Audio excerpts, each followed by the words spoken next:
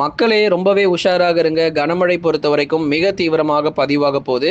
ஒரு குறிப்பிட்ட 6, 7 மாவட்டங்கள்ல மழை என்னதான் ரொம்ப தீவிரமா வந்தாலும், மீதமுள்ள மாவட்டங்கள்ல மழையே இல்லங்க. வெயில் மட்டும் தாங்க அதிகமா இருக்கு. பகல் நேரங்கள்ல அனல் காற்று மிக மோசமாக வீசி வருகிறது அப்படின்னு சொல்லி பலரும் தெரியப்படுத்தியிருந்தீங்க. கண்டிப்பா நம்ம சொல்றோம். மாவட்ட வாரியா நம்ம பார்க்க போறோம். இப்போ எதனால இப்ப அடுத்து வரக்கூடிய 3 நாட்களுக்கு மழை இருக்க போகுது அப்படிங்கிற தகவலையும் நம்ம சொல்றோம். ஏன்னா இதுவரைக்கும் தேனி, தென்காசி, திருநெல்வேலி மேற்கு பகுதி இப்படி மட்டுமே நமக்கு மழை வந்து கொண்டிருந்த நிலையில, இன்னும் நெறைய மாவட்டங்கள் புதிதாக திருப்பூர், ஈரோடு, சேலம், கரூர், நாமக்கல், அதுக்கப்புறம் திண்டுக்கல் மேற்கு பகுதி, ம ம மதுரை மாவட்டத்தில் இருக்கக்கூடிய பல்வேறு இடங்கள்ல, இன்னும் நெறைய இடங்கள் நம்ம சொல்லிக்கிட்டே போகலாங்க. பல பகுதிகளிலும் பரவலாக நமக்கு மழை வாய்ப்புகள் காத்திருக்கிறது. ஆகவே நீங்க மறக்காம ஒரு லைக் பட்டன மட்டும் கிளிக் பண்ணுங்க. யாராவது இன்னும் சப்ஸ்கிரைப் பண்ணாம இருந்தீங்க அப்படின்னா, உடனடியாக சப்ஸ்கிரைப் பண்ணிட்டு பக்கத்துல இருக்கக்கூடிய பெல் பட்டனையும் சேர்த்து கிளிக் பண்ணுங்க. அப்போதான் அடுத்தடுத்து வரக்கூடிய நாட்கள்ல எந்த தேதியில உங்களுக்கு மழை வரும் அப்படிங்கிற தகவலை நீங்க தெரிஞ்சுக்க முடியும்.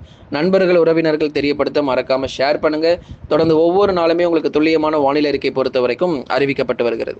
தென்னிந்திய பகுதிகள் மேல் வளிமண்டல கீழடுக்கு பகுதிகளில் கிழக்கு மற்றும் மேற்கு திசை காற்று சந்திக்கும் பகுதி நிலவுவதன் காரணமாகவே இந்த மழை வாய்ப்புகள் நம்ம எதிர்பார்க்கிறோங்க.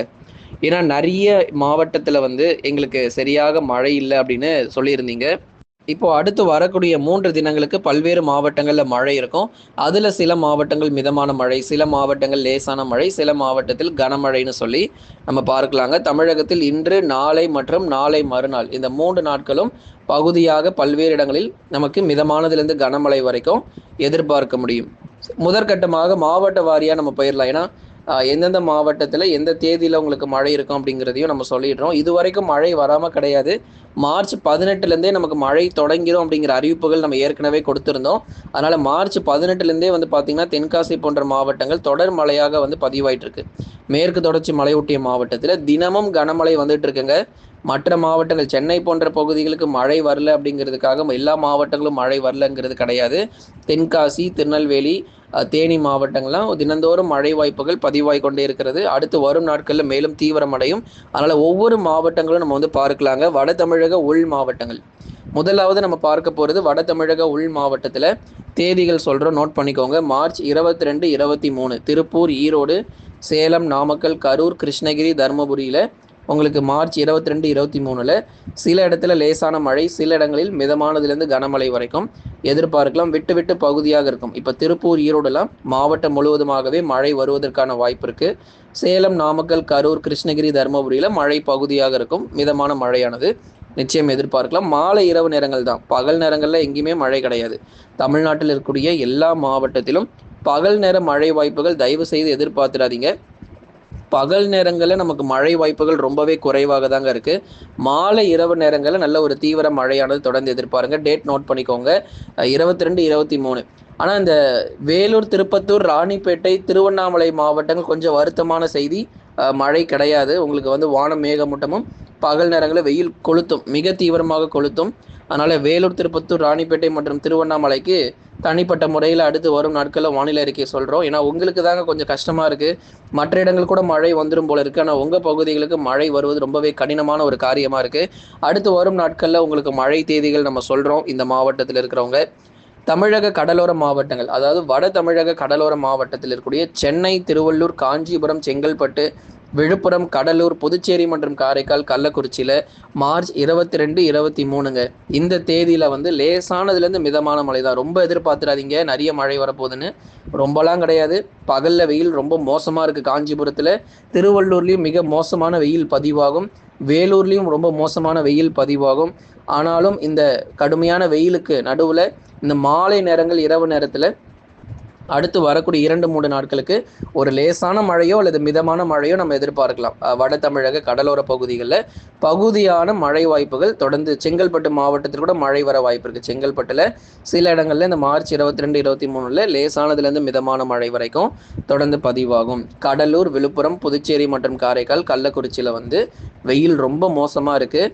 அதனால் மழை ரொம்ப அதிகம் எதிர்பார்க்காதீங்க. இந்த 2 நாள் வேணால் கொஞ்சம் லேசான மழை, மிதமான மழைன்னு பகுதியாக வரலாம். சரிங்க, மற்ற இடங்கள் தென் மற்றும் மேற்கு தொடர்ச்சி மலையொட்டிய மாவட்டங்கள் பற்றி நிறைய பார்க்க போகிறோம். தென்மேற்கு பருவமழை நெருங்கிக்கிட்டே இருக்குங்க. அதுதான் நம்ம சொல்ல வந்தோம். தென்மேற்கு பருவமழை நெருங்கி கொண்டே இருக்கிறது. அதற்கான காற்றுடைய திசை மாற்றங்களுடைய வேலைகள் எல்லாமே சிறப்பாக நடந்துகிட்டு இருக்கு. இதே நிலைமையில போச்சு அப்படின்னா கண்டிப்பா நம்ம மே மாதங்கள்ல தென்மேற்கு பருவமழை தொடங்கிரும். இந்த பருவமழை தொடங்கிருச்சு அப்படின்னா சொல்லவே தேவையில்லை. இந்த ரெட் அலர்ட்லாம் வந்து நிறைய பார்க்க போகிறோம் இந்த தென்மேற்கு பருவமழையில். பொதுவாக கேரளா மற்றும் கர்நாடகா தானங்க மழை வரும், நமக்கெல்லாம் மழை வருமானு கேட்டால் நமக்கும் மழை உண்டு. நீலகிரி, கோயம்புத்தூர், தேனி, தென்காசியில், அப்புறம் திருப்பூர், ஈரோடு மாவட்டத்தில், கிருஷ்ணகிரி, தருமபுரியில் இது எல்லாமே நமக்கு நல்ல ஒரு சிறப்பான மழை வாய்ப்பு. மிக கனமழை, அதி கனமழைலாம் நிறைய பார்க்க ஆரம்பிச்சிரும் ஜூன், ஜூலை மற்றும் ஆகஸ்ட் மாதத்தில். இன்னும் ஒரு மாதங்கள் மட்டும்தான் இருக்குது. அது வரைக்கும் தான் இந்த பகுதியான மழைலாம், இந்த ஏப்ரல் மாதங்கள் வரைக்கும் தான் இந்த பகுதியான மழை, அப்புறம் லேசான மழை, மிதமான மழைன்னு சொல்லிக்கிட்டு இருப்போம். ஏப்ரல் மாதங்கள் முடிஞ்சு மே மாதங்கள் வந்துச்சு அப்படின்னா தொடர்ந்து ஒரு பக்கம் பகலில் வெயில் ரொம்ப கொளுத்திக்கிட்டு இருக்கும், இன்னொரு அதே சமயங்களில் தென்மேற்கு பருவமழை தீவிரமாகிறதுக்கு காத்திருக்கும்.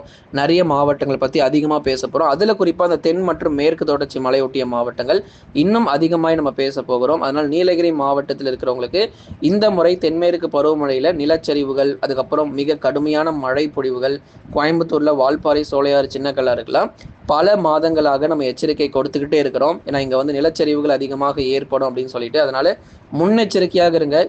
இந்த பருவமழையை சாதாரணமாக நினைச்சிடாதீங்க. தென்மேற்கு பருவமழையை குறிப்பாக நீலகிரி போன்ற மாவட்டங்களுக்கு சற்றே ஆபத்தானது. தொடர்ந்து நம்ம சொல்கிறோம், அது போன்றவங்களுக்கு மழை வரும் பொழுது நம்ம உங்களுக்கு தேதிகள் முதற்கொண்டு குறிப்பிடுறோம். ஆனால் தற்போதைக்கு வந்து லேசானதுலேருந்து மிதமான மழை, கனமழை மட்டும்தான் காத்திருக்கிறது. நீலகிரி, கோயம்புத்தூர் மற்றும் தேனி மாவட்டங்களில் பகுதியாக மிதமானதுலேருந்து கனமழை வரைக்கும் இருக்கும். நீலகிரியினுடைய மேற்கு பகுதி, கோயம்புத்தூருடைய தெற்கு பகுதி, தேனி மாவட்டத்தில் பரவலாக பகுதியாக சில இடங்களில் மட்டும் நமக்கு அந்த மழை வாய்ப்புகள் பொறுத்த வரைக்கும் மிதமானதுலேருந்து கனமழையாக வந்து பதிவாகும். அதிக அளவு நமக்கு மழை தீவிரம் ஆகாது. இந்த 3 மாவட்டங்களிலும் பகுதியாகவே மிதமானதுலேருந்து கனமழை இருக்கும்.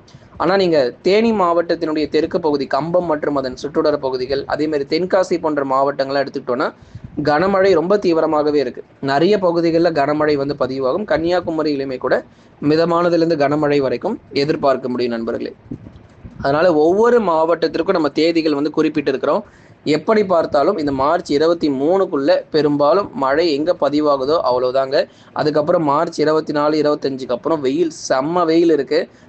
37 டிகிரி செல்சியஸ்லேருந்து 39 டிகிரி செல்சியஸ் வரைக்கும் வெயில் ரொம்ப கொளுத்த போகுது. 102 ஃபேரன்ஹீட்லேருந்து 103 ஃபேரன்ஹீட் வரைக்கும் வெப்பநிலை பொறுத்த வரைக்கும் பகல் நேரங்களில் வந்து பதிவாக போகுது. ஏற்கனவே நமக்கு அப்படிப்பட்ட வெயில் தான் பதிவாகிட்டு இருக்கு. இன்னும் வெப்பநிலை மோசமடையும். இயல்பிலிருந்து 2 முதல் 3 டிகிரி செல்சியஸ் வரைக்கும் அடுத்து வரக்கூடிய நாட்களில் அதிகரிக்கும்ங்கிறதுல எந்த மாற்றமும் இல்லை. ஆகவே பரவலாக சில மாவட்டத்தில் மட்டும் பகுதியாக நமக்கு மழை இருக்கும். 100% மழை கிடையாது. தமிழ்நாட்டில் சென்னையில் ஆரம்பித்து கன்னியாகுமரி வரைக்கும் 100% மழை பெய்ய வாய்ப்பு இல்லை. 50 முதல் 60% மட்டுமே அடுத்து வரக்கூடிய 3 நாட்களில் பதிவாகக்கூடும். மீதமுள்ள மாவட்டங்களுக்கு அடுத்து வரக்கூடிய நாட்கள் உங்களுக்கு தேதிகள் அறிவிக்கிறோம். டெல்டா மாவட்டங்கள் பற்றி சொல்லி ஆகணும். டெல்டா மாவட்டத்தில் மயிலாடுதுறை, நாகை, தஞ்சாவூர், திருவாரூர், அரியலூர், பெரம்பலூர், திருச்சி மற்றும் புதுக்கோட்டையிலும் அடுத்து வரக்கூடிய 3 தினங்களுக்கு பகுதியாக சில இடங்களில் லேசானது முதல் மிதமான மழையானது இருக்கக்கூடும். நண்பர்களே, நீங்கள் மறக்காமல் ஒரு லைக் போடுங்க, சப்ஸ்கிரைப் பண்ணி சப்போர்ட் பண்ணி பாருங்கள். துல்லியமான வானிலை இருக்கையும் பெற்றுக்கொள்ளுங்கள்.